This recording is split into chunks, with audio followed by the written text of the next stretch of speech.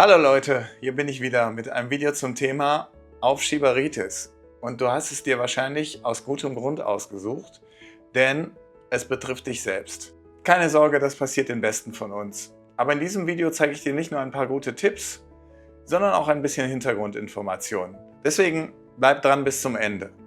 Vielleicht ist das nicht das erste Video zum Thema, was du dir anschaust. Und vielleicht hast du all diese Tipps schon mal gehört, die jetzt kommen. Wie zum Beispiel, setz dir klare Ziele, die du am besten in kleine Abschnitte unterteilen kannst und stell dir vor, wie gut du dich fühlst, wenn du am Ende eins dieser Dinge abhaken kannst, die du erledigt hast. Vielleicht hast du auch von der 2-Minuten-Regel gehört, wo du alles, was du schnell erledigen kannst, direkt anpackst und so ein kleines Erfolgserlebnis hast. Überhaupt Erfolgserlebnisse. Die Geschichte, dass du dir nach Erledigung einer Tätigkeit erstmal etwas Schönes gönnen sollst, wie einen kleinen Snack. Ich weiß nicht, ob das so die beste Idee ist. Und natürlich der Klassiker aller Tipps gegen die Aufschieberitis, dass du dir eine Umgebung schaffen sollst, in der dich nichts ablenkt. Am besten ein weißer Raum, ohne Bilder, ohne Bildschirme, einfach ein Blatt Papier, ein Stift und so kannst du dann gut arbeiten. Aber schauen wir uns allein mal diesen Tipp an. In der Theorie sicherlich klar. Wenn du überhaupt nichts hast, was dich ablenken kann, wirst du allein aus Langeweile die Aufgabe anpacken. Es gibt eine Menge Untersuchungen dazu, dass sich, ohne Witz, die Leute in einem leeren Raum lieber Elektroschocks geben, als gar nichts zu tun. Ja, ist wirklich wahr. Man hat also Versuchspersonen in einen Raum ohne jede Ablenkung, ohne alles getan. Und das Einzige, was sie tun konnten, war eine Taste drücken, um sich selbst Elektroschocks zu geben. Ihr könnt es nachgoogeln. Nicht alle, aber 50% der Männer und 20% der Frauen fangen aus Langeweile nach ein paar Stunden an, sich selbst Elektroschocks zu verpassen. Warum? Weil sie dann wenigstens irgendetwas zu tun haben. Das ist ein Phänomen, dass wir automatisch die Langeweile bekämpfen wollen. Wir wollen nicht nichts los haben in unserem Kopf. Deswegen ist Ablenkung für uns so attraktiv. Wir wollen ja etwas zu tun haben, aber in den allermeisten Fällen wollen wir nicht das tun, was wir tun müssen.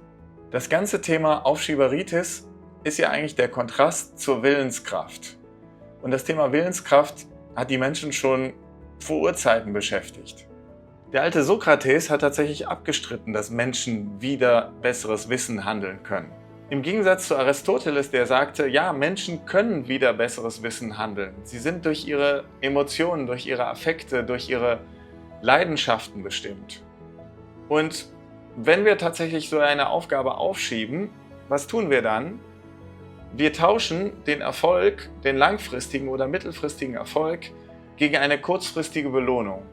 Das, was jetzt passiert und uns jetzt Glück bringt, ist uns näher, als dass wir morgen vielleicht die Prüfung bestehen oder übermorgen den Job bekommen.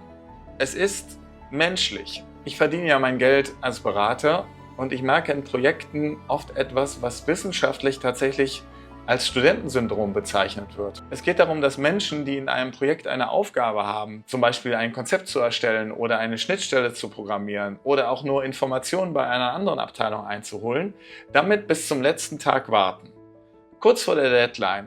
Und Menschen, die eine Ausbildung haben als Projektmanager, die haben vielleicht von diesem wissenschaftlich erforschten Studentensyndrom mal gehört. Oder ihr kennt es ganz einfach aus der eigenen Erfahrung.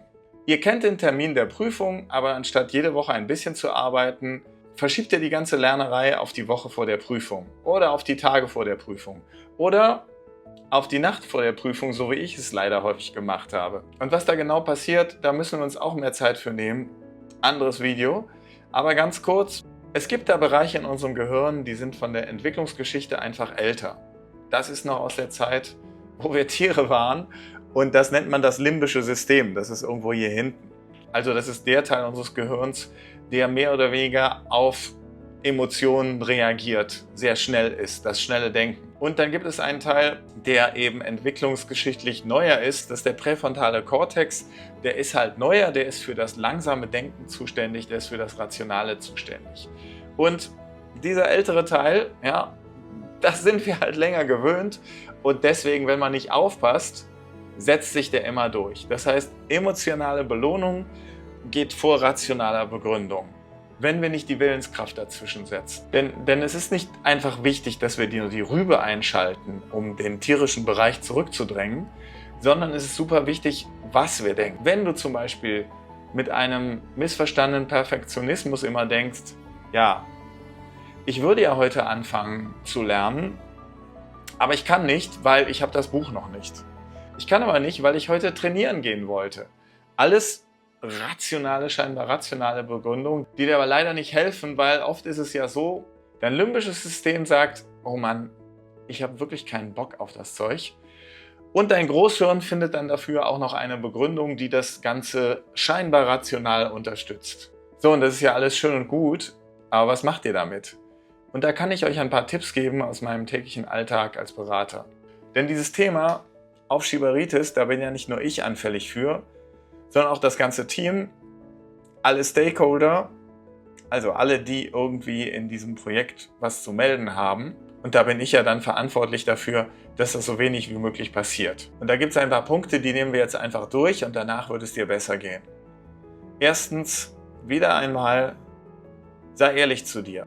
Sei ehrlich zu dir selbst. Ja, steh auf und mach, was ist eine gute Sache. Aber gesteh dir ein, dass so etwas wie Aufschieben völlig natürlich ist und dass selbst du von diesem Phänomen betroffen bist. Im Team sieht das dann so aus, das im Rahmen eines Workshops anzusprechen. Also transparent zu machen, sich klar zu werden, sich es einzugestehen. Du bist da, wo du bist und deine Teammitglieder auch.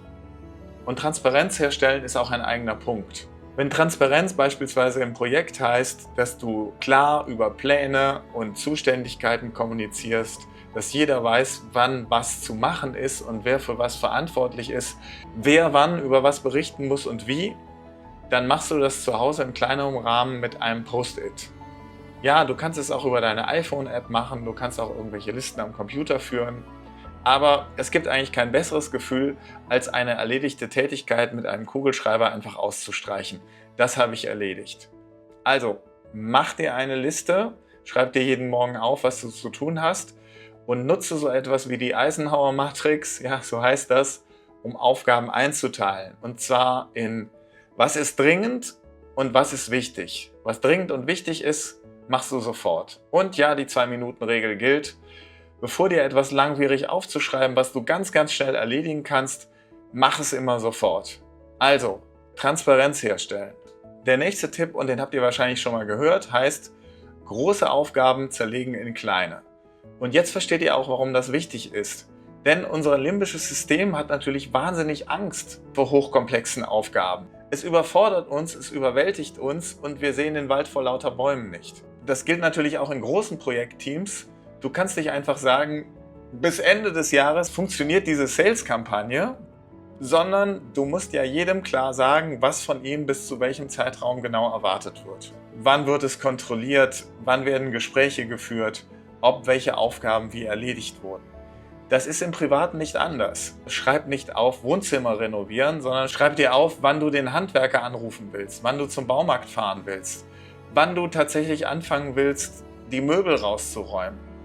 Mach dir das in kleine Schritte, die du gedanklich und vom Gefühl her leichter erfassen kannst. Jetzt weißt du warum. Und wenn es im Projekt so wichtig ist, das immer zu kontrollieren, was passiert ist oder nicht passiert ist, musst du das privat auch tun. Nimm dir abends deine Liste vor und guck rein. Was habe ich heute geschafft? Was ist liegen geblieben? Was kann ich nachholen und was nicht? Wo muss ich meinen ganzen Projektplan sozusagen verschieben? Und Vorsicht davor, dann hast du ja wieder die Aufschieberitis, wenn du sagst, okay, wenn ich das nicht schaffe, muss ich halt mein Projekt ein bisschen nach hinten verschieben. Was machst du dagegen? Projektpuffer einbauen. Und die aber irgendwie nicht nach jeder Aufgabe, dass du sagst, okay, in den nächsten 2 Stunden will ich X machen und danach die 2 Stunden Y und jedes Mal planst du eine Pause ein. Nein, plan dir Pufferzeiten ein am Vormittag und am Nachmittag. Plan dir nicht Pufferzeiten in jede Aufgabe ein, denn das heißt, dass du diese Pufferzeiten aufbrauchen wirst. Du machst einen Vormittag durch und danach hast du etwas Pufferzeit und einen Nachmittag durch und danach hast du Pufferzeit. Oder bau dir diese Pufferzeit in der Woche ein, beispielsweise am Freitagnachmittag. So läufst du nicht in Gefahr, dass du diese Pufferzeit als Arbeitszeit einplanst und dann am Ende doch wieder alles verschieben musst. Das passiert natürlich im Projekt auch ständig. Deswegen darfst du nicht Pufferzeiten für jeden Einzelnen verteilen, sondern du hast gemeinsame Projektpuffer, wenn das Team zusammen wichtige Projektfortschritte erledigt hat. Dann ist Zeit für einen gemeinsamen Puffer. Gib nicht die Puffer jedem von deinem Team, sie werden es aufbrauchen. Gib dir nicht zu viel Puffer, du wirst es in die Arbeitszeit einkalkulieren. So, und dann im Team genauso wichtig wie für dich selbst: Schaff eine positive Arbeitsatmosphäre. Es hilft so viel, wenn dein Schreibtisch aufgeräumt ist, wenn dein Desktop aufgeräumt ist, wenn du da nicht noch die Wäsche liegen hast, von der du denkst, oh, das muss ich auch noch machen. Sorg dafür, dass um dich herum optische Ruhe herrscht. Dann hast du auch Ruhe im Kopf. Und was für die Arbeit im Team gilt, dass du nämlich nett bist zu den Teammitgliedern, dass du sie förderst, dass du mit ihnen sprichst, das kannst du mit dir selber auch. Sei nett zu dir. Beglückwünsche dich für kleine Projektfortschritte. Beglückwünsche dich, dass du dich heute dran gesetzt hast, ohne jeden Zeitverzug. Ja, sei stolz auf dich für jede kleine positive Veränderung. Alles, was du auch nur ein klein bisschen besser gemacht hast als am Tag vorher. Für jedes Mal, wo du nicht an deinem Telefon gehangen hast, um schnell mal etwas nachzugucken. Und was würdest du als Projektleiter machen, wenn du merkst, dass immer wieder irgendwelche Leute Probleme haben, rechtzeitig fertig zu werden? Dass immer wieder dieselben Leute Probleme haben, sich auf ihre Aufgabe zu konzentrieren. Du würdest mit ihnen reden, du würdest ihnen Hilfestellungen geben. Das kannst du auch. Selbstgespräche sind natürlich möglich, aber tausch dich doch mit jemandem auf, der vor ähnlichen Aufgaben steht. Es kann natürlich auch ein Coach sein. Du kannst ja erstmal im privaten Rahmen mit Menschen sprechen, von denen du glaubst, dass sie das besser können. Kommunikation hilft da ungemein. Und natürlich gibt es auf YouTube auch noch entsprechenden Content, wie zum Beispiel dieses Video hier. Vielleicht ist jetzt aber auch mal die Zeit, dass du YouTube zumachst und dir nicht mehr dieses Video hier anschaust. Aber wenn du kannst, lass mir ein Abo da, das freut mich ungemein. Du schaffst das, denn jetzt stehst du auf und machst was.